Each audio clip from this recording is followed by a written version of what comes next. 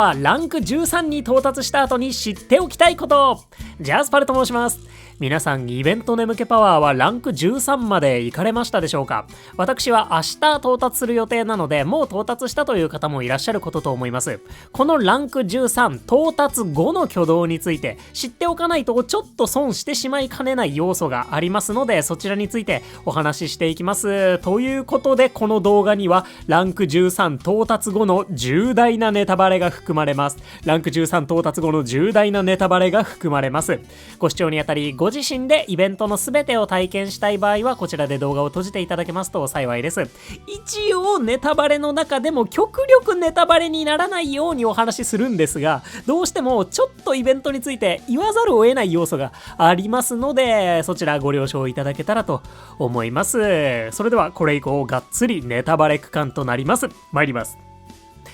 ということで、イベント眠気パワーランク13到達後の挙動なんですが、ネタバレ要素大きく2つございます。まず1つ目のでかいネタバレ。次回のリサーチでラティアス・ラティオスが同時に登場します。ランク13到達後の次のリサーチでラティアス・ラティオスが同時に登場します。具体的には多分動画や画像も探せばたくさん出てくると思うので、もし気になるようであればそちらを探してご覧いただけたらと思います。多分あさっての私のリサーチでお見せできるかなとは思います。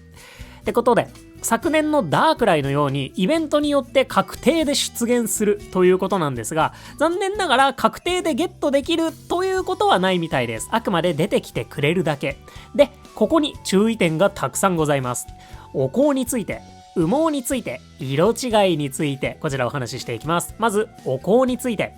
イベントの効果で確定出現するとなると、その時のリサーチですでに置いてあったラティアス・ラティオスのお香はどうなるんでしょうか？こちら返却されるんだそうです。つまり置くだけ無駄だったってことになります。置かなくても出てきてくれるので、ある意味お香1個分サブレに変えてもいいよねみたいな感じでしょうかね。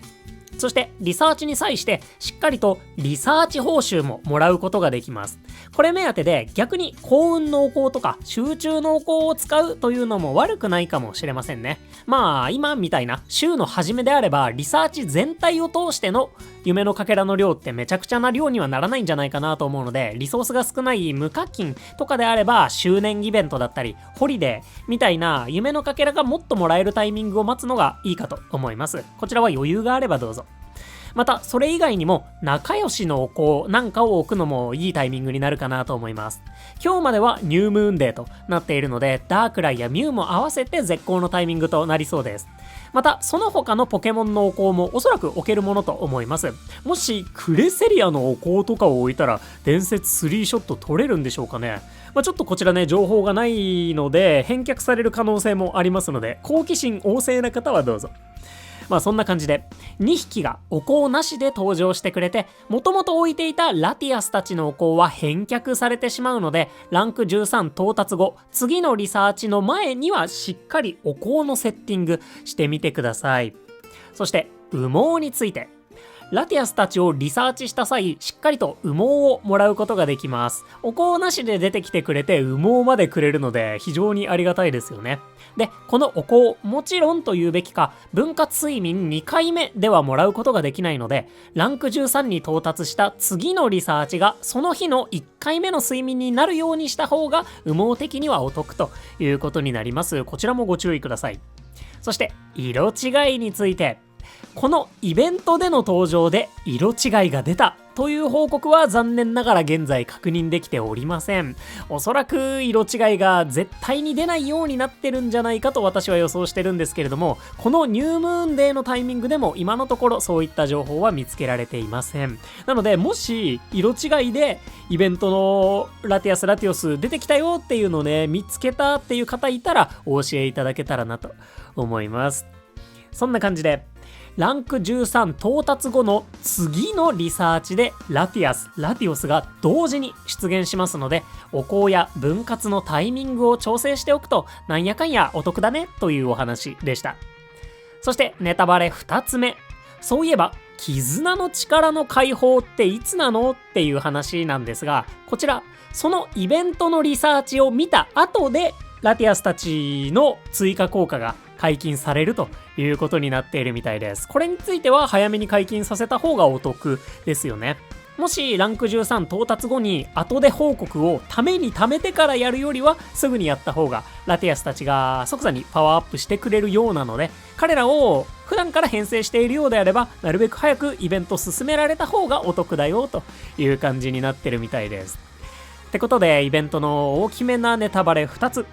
イベント眠気パワーランク13に到達した次のリサーチでラティアス・ラティオスが確定で出現します。その際、もともとセットしていたラティアス・ラティオスのお香は返却されるということになるので、その分事前に別のお香を使っておけると効果的かと思います。また分割2回目では羽毛をもらうことができませんのでご注意ください。結構な量ロスることになります。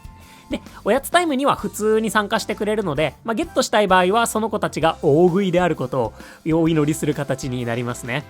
なお、色違いの出現やそのイベントの後でラティアス・ラティオスが同時に出現するようになるかは未知数なので、もしイベント後に同時での出現あったよっていう場合はお教えいただけたらなと思います。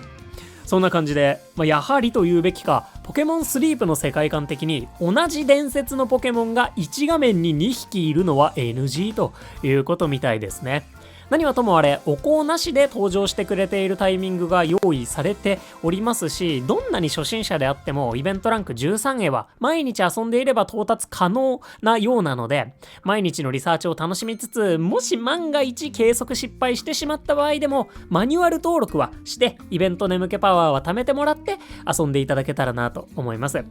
なお、ランク15に到達して以降は、これも若干のネタバレになるんですけど、クレセリアイベント同様、以降に稼いだイベント眠気パワーに応じて、ラティアス・ラティオスの飴がゲットできるようになっていきます。ランク15以降、はみ出した分、9000万眠気パワー、次1億8000万眠気パワー、その次2億7000万眠気パワーみたいな感じで、9000万眠気パワーずつゲージが大きくなって、それを満たすごとにラティアス・ラティオスの飴5個ずつもらえるという感じです。クレセリアの時は5500万がベースだったので結構大きくなりましたね。ただ今回のイベント眠気パワー結構しっかりもらえるみたいなので、ランク15へは多少到達しやすくなっているのかなと思います。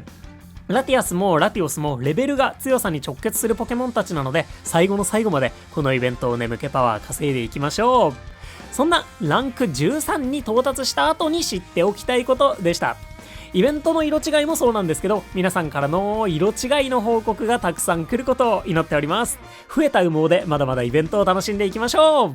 ということで、ここまでご視聴いただきまして誠にありがとうございました。お相手パルでした。よろしければ動画にグッドやハイプで応援いただけますと、ラティアスたちにチャンスがつく確率が上がってくれたら嬉しいなと思っています。いつも本当にたくさんの応援ありがとうございます。